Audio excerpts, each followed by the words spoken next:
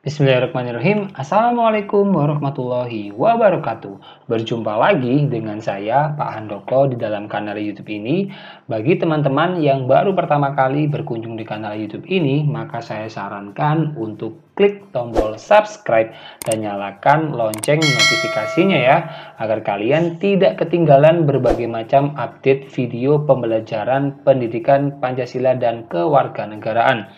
Nah, di dalam video ini saya akan membahas mengenai satu materi di kelas 12 gitu ya, untuk semester ganjil, yakni hakikat perlindungan dan penegakan hukum. Nah, tujuan daripada video pembelajaran ini adalah setelah kalian mempelajari materi pembelajaran ini, kalian mampu memahami tentang hakikat perlindungan dan penegakan hukum Indonesia sebagai negara hukum dan sebagai warga negara juga memahami bahwa harus menjunjung tinggi yang namanya hukum.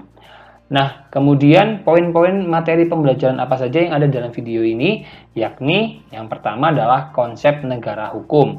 Nanti ada pengertian negara hukum, ada tujuan hukum, ada penggolongan hukum, hingga sumber-sumber hukum. Kemudian yang kedua ada perlindungan dan penegakan hukum. Ada perlindungan dan penegakan hukum, ada faktor yang menjadi penentu keberhasilan dan perlindungan dan penegakan hukum, juga dasar hukum perlindungan dan penegakan hukum. Oke, tanpa berlama-lama lagi, kita langsung menuju materi yang pertama. Nah, pertama kita akan bahas tentang konsep negara hukum. Jadi seperti yang kalian ketahui bahwa di dalam Undang-Undang 1945 pasal 1 ayat ketiga itu sudah dijelaskan ya bahwa negara Indonesia adalah negara hukum. Nah, dengan demikian penyelenggaraan pemerintahan negara Indonesia harus berdasarkan hukum yang berlaku, bukan berdasarkan kekuasaan semata. Keberadaan hukum bertujuan mewujudkan ketertiban dan keadilan. Tanpa ada aturan hukum, orang pasti bersikap dan berbuat egois gitu ya, mendahulukan kepentingan pribadi ya meskipun bertentangan dengan hukum atau melanggar hak orang lain. Nah, kira-kira apakah kalian tahu gitu ya, apa sih yang dimaksud dengan hukum gitu kan? Nah, di sini saya punya satu pengertian gitu ya tentang hukum, yakni sebuah kumpulan peraturan yang diterapkan dalam kehidupan bermasyarakat dan bersifat memaksa agar orang itu mau menaati tata tertib dalam masyarakat, serta memberikan sanksi yang tegas hukuman terhadap siapa saja yang melanggarnya gitu ya. Nah, ini adalah pengertian hukum yang secara umum. Lebih afdolnya lagi kalau kita itu mengetahui juga nih pengertian hukum dari beberapa pendapat para ahli hukum gitu ya. Nah, pertama di sini saya punya pendapat daripada Profesor E.M. Myers. Beliau mengatakan bahwa hukum adalah semua aturan yang mengandung pertimbangan kesusilaan ditujukan kepada tingkah laku manusia dalam masyarakat dan menjadi pedoman bagi penguasa negara dalam melakukan tugasnya. Jadi pendapat daripada Profesor E.M. Myers. Kemudian yang kedua ini berasal dari Dr. Andes E. Utrecht, sarjana hukum. Jadi beliau ini mengatakan bahwa hukum adalah himpunan peraturan, perintah, dan larangan yang mengurus tata tertib masyarakat. Oleh karena itu harus ditaati oleh masyarakat. Nah, kemudian yang ketiga ini pendapat yang dikemukakan oleh JCT Simorangkir. Beliau mengatakan bahwa hukum adalah peraturan-peraturan yang bersifat memaksa, yang menentukan tingkah laku manusia dalam lingkungan masyarakat yang dibuat oleh badan-badan resmi yang berwajib, dan pelanggaran terhadap peraturan tadi berakibat diambilnya tindakan dengan hukum tertentu. Nah, kemudian ada lagi pendapat daripada Hugo de Groot. Beliau mengatakan hukum adalah peraturan tentang perbuatan moral yang menjamin keadilan. Nah, yang terakhir berasal dari Immanuel Kant. Dia mengatakan hukum adalah keseluruhan syarat yang dengan ini kehendak bebas dan orang yang satu dapat menyesuaikan diri dengan kehendak bebas dari orang yang lainnya, menuruti peraturan hukum tentang kemerdekaan gitu ya. Jadi itu tadi pendapat para ahli terkait apa sih hukum itu gitu kan. Nah, kemudian kita lanjut ke materi berikutnya, yaitu tentang tujuan daripada hukum. Kira-kira kenapa sih hukum itu harus ada gitu ya, dan kenapa hukum itu harus ditaati. Nah, di sini tujuan hukum nasional Indonesia gitu ya, yaitu ingin mengatur secara pasti hak-hak dan kewajiban lembaga tinggi negara, semua pejabat negara, dan setiap warga negara agar semuanya dapat melaksanakan kebijaksanaan dan tindakan-tindakan demi terwujudnya tujuan nasional bangsa Indonesia, yakni terciptanya masyarakat yang terlindungi hukum, cerdas, terampil, serta cinta dan bangga bertanah air Indonesia dalam suasana kehidupan makmur serta adil berdasarkan falsafah Pancasila. Nah, kemudian kita juga harus tahu nih terkait tujuan hukum menurut para ahli gitu ya. Nah, di sini yang pertama saya itu punya tujuan hukum yang dikemukakan oleh Profesor Subekti Sarjana Hukum. Yang pertama adalah tujuan hukum adalah menyelenggarakan keadilan dan ketertiban sebagai syarat untuk mendatangkan kemakmuran dan kebahagiaan. Kemudian ini ada pendapat daripada Profesor I.J. van Apeldoorn. Beliau mengatakan hukum bertujuan mengatur pergaulan hidup secara damai. Nah, kemudian yang ketiga yaitu hukum itu memiliki 3 tujuan, yakni pertama mendatangkan tata dan damai dalam masyarakat dari segi regulernya, kemudian mewujudkan keadilan dari segi keadilan, dan yang terakhir menjaga agar manusia diperlakukan sebagai manusia, segi memanusiakan manusia. Nah, adapun tujuan yang paling hakiki daripada hukum itu sendiri adalah memanusiakan manusia gitu ya. Ini adalah pendapat yang dikemukakan oleh Noto Hamijoyo. Nah, jika kalian sudah mengetahui tentang pengertian hukum dan juga tujuan hukum, sekarang kita lanjut ke materi yaitu penggolongan hukum ya. Jadi di sini saya punya tabel di mana nanti berisi sekitar 6, ada nanti berdasarkan bentuknya sampai berdasarkan sifatnya. Itu adalah penggolongan-penggolongan hukum. Nah, kita mulai dari yang pertama ya. Jika dilihat dari berdasarkan bentuknya, nanti hukum itu digolongkan atau dikelompokkan menjadi 2. Yang pertama itu hukum tertulis dan ada hukum tidak tertulis. Nah, kalau hukum tertulis itu adalah peraturan yang tertulis dan berwujud dalam lembaran-lembaran. Contohnya misalkan Undang-Undang Dasar 1945, ada undang-undang dan ada peraturan pemerintah. Ya. Nah, kemudian nanti ada hukum tidak tertulis. Maknanya adalah peraturan yang tidak tertulis secara resmi tetapi tetap dipatuhi oleh masyarakat. Contohnya misalkan seperti adat istiadat dan kebiasaan. Kemudian yang kedua, berdasarkan wilayah berlakunya. Nanti ada hukum lokal, nasional hingga internasional. Hukum lokal itu maknanya adalah hukum yang hanya berlaku pada daerah atau masyarakat tertentu. Contohnya misalkan peraturan daerah. Kemudian hukum nasional bermakna hukum yang hanya berlaku bagi seluruh wilayah negara. Contohnya misalkan Undang-Undang Dasar 1945. Kemudian yang ketiga yaitu hukum internasional. Hukum yang memuat aturan-aturan dalam hubungan antar bangsa. Misalkan contohnya seperti Statuta Roma. Nah, kemudian jika dilihat dari berdasarkan fungsinya, nanti terbagi menjadi 2. Ada hukum material dan ada hukum formal. Hukum material bermakna hukum yang berisi perintah dan larangan, contohnya hukum perdata. Kemudian kalau hukum formal itu adalah hukum yang mengatur tata cara melaksanakan serta mempertahankan isi daripada hukum material, contohnya misalkan hukum pidana. Nah, jika dilihat dari berdasarkan waktunya, maka terbagi menjadi 3 ya. Ada hukum positif, hukum yang berlaku pada masa depan, masa datang, kemudian ada hukum antar waktu, hukum transitoir gitu ya. Nah, pertama hukum positif itu adalah hukum yang berlaku sekarang gitu ya. Jadi berlaku di masa sekarang atau biasanya istilahnya adalah ius constitutum. Contohnya misalkan Undang-Undang Dasar 1945 yang berlaku sekarang ini. Kemudian hukum yang berlaku pada masa datang itu hukum yang ya berlaku pada masa datang gitu ya. Istilahnya adalah ius constituendum. Contohnya Undang-Undang tentang pembuangan limbah.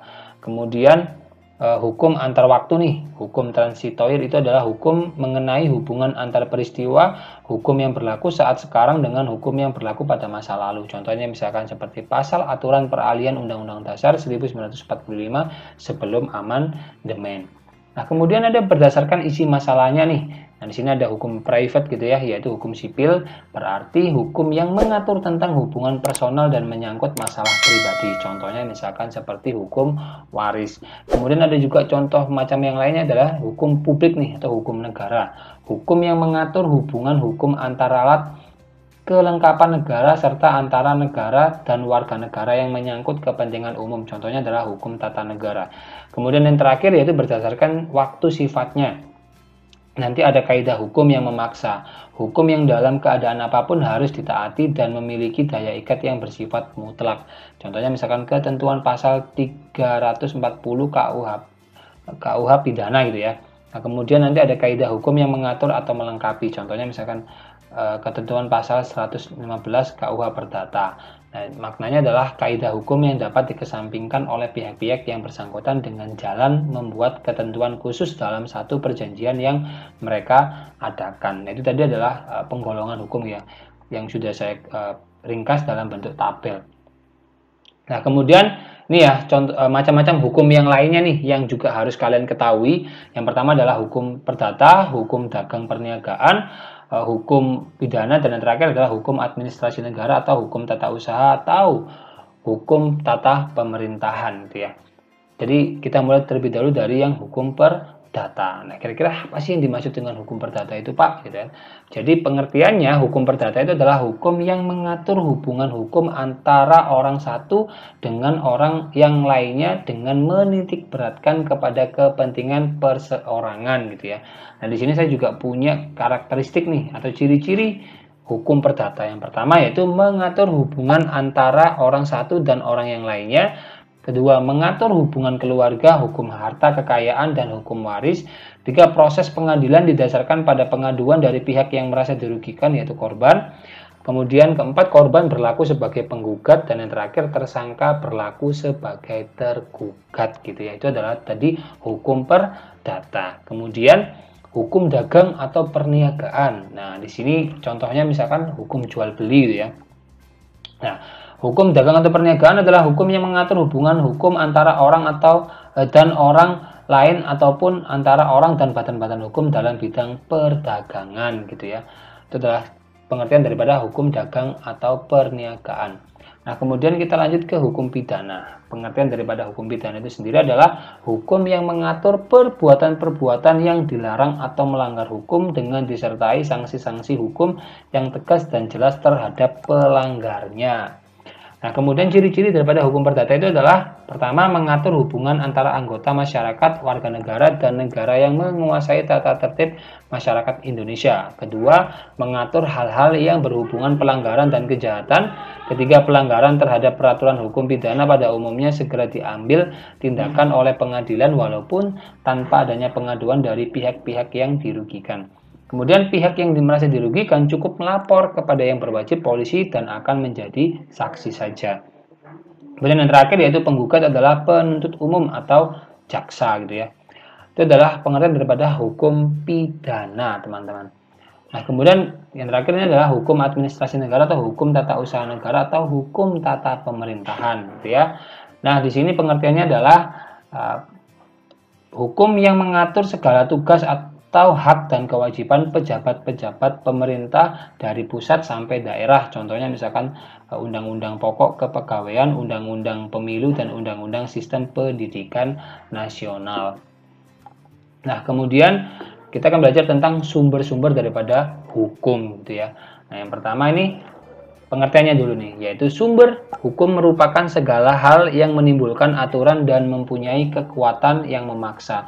Arti dari kekuatan memaksa di sini adalah apabila seseorang melanggar aturan yang ada tersebut, ia akan dikenai sanksi yang tegas dan nyata. Itu adalah pengertian daripada sumber hukum. Kemudian macam-macam sumber hukum itu apa saja sih, Pak? Yang pertama ada undang-undang, ada kebiasaan seperti hukum yang tidak tertulis, kemudian ada jurisprudensi, ada traktat, dan yang terakhir adalah doktrin. Nah, kita akan belajar satu persatu gitu ya. Pertama kita mulai daripada undang-undang nih. Nah, undang-undang itu pengertiannya ada dua ya. yaitu undang-undang dalam arti material dan formal. Undang-undang dalam arti material adalah setiap peraturan yang dikeluarkan oleh pemerintah yang isinya mengikat secara umum bagi setiap warga negara. Adapun undang-undang dalam arti formal adalah setiap peraturan yang karena bentuknya disebut sebagai undang-undang. Kemudian kebiasaan, seperti hukum tidak tertulis gitu ya. Nah, di sini kebiasaan adalah perbuatan yang diulang-ulang terhadap hal yang sama, kemudian diterima serta diakui oleh masyarakat sebagai norma bersama. Meskipun tidak tertulis, kebiasaan menjadi salah satu norma hukum yang dipatuhi oleh anggota masyarakat. Hal ini dikarenakan adanya kekosongan hukum tertulis dalam persoalan tertentu yang sangat dibutuhkan oleh masyarakat ataupun negara. Nah, kemudian kita bahas tentang jurisprudensi gitu ya. Apa sih jurisprudensi itu, Pak? Gitu. Nah, jurisprudensi sendiri itu berarti keputusan hakim terdahulu atas suatu perkara yang tidak atau belum diatur dalam undang-undang dan dijadikan sebagai pedoman oleh hakim lainnya dalam memutuskan perkara yang serupa. Ketika membuat jurisprudensi, seorang hakim tidaklah serta-merta membuat suatu keputusan tanpa melalui berbagai analisis gitu ya. Dan pada umumnya hakim melakukan penafsiran-penafsiran pada saat hendak membuat jurisprudensi. Itu tadi jurisprudensi ya. Keempat yaitu traktat. Traktat itu adalah perjanjian yang dibuat oleh dua negara atau lebih mengenai persoalan tertentu yang menjadi kepentingan negara yang bersangkutan. Nah, kemudian yang terakhir yaitu doktrin. Doktrin itu adalah pendapat para ahli hukum terkemuka yang dijadikan sebagai dasar ataupun asas-asas penting dalam hukum dan penerapannya. Sekarang kita masuk ke materi yang kedua, yakni perlindungan dan penegakan hukum. Nah, hukum itu diperlukan untuk mewujudkan kehidupan masyarakat yang tertib ya. Bisa kalian bayangkan, jika tidak ada peraturan, maka setiap orang pasti akan berbuat semaunya gitu ya. Ya asal kepentingannya terpenuhi. Nah, di sini saya punya gambar ini terkait dengan seseorang pria yang sedang mengendarai motornya gitu ya. Di situ juga ada berbagai macam tanda-tanda yang biasanya kita jumpai di jalan gitu ya. Nah, jika tidak ada peraturan lalu lintas, maka akan semakin banyak anak-anak itu yang tidak menggunakan sepeda motor dengan yang bebas gitu ya, tanpa memiliki SIM, kemudian tidak menggunakan helm, bahkan berboncengan sampai 3 orang seperti yang biasanya sering kita lihat saat ini nih gitu ya. Nah, ini contoh yang sangat baik nih teman-teman untuk gambar yang saya berikan. Nah, tanpa ada hukum dalam kehidupan masyarakat, niscaya akan banyak orang yang akan melakukan berbagai cara untuk mendapatkan keuntungan pribadi. Akibatnya banyak orang yang akan merasa dirugikan karena hak-haknya terampas oleh orang lain gitu ya.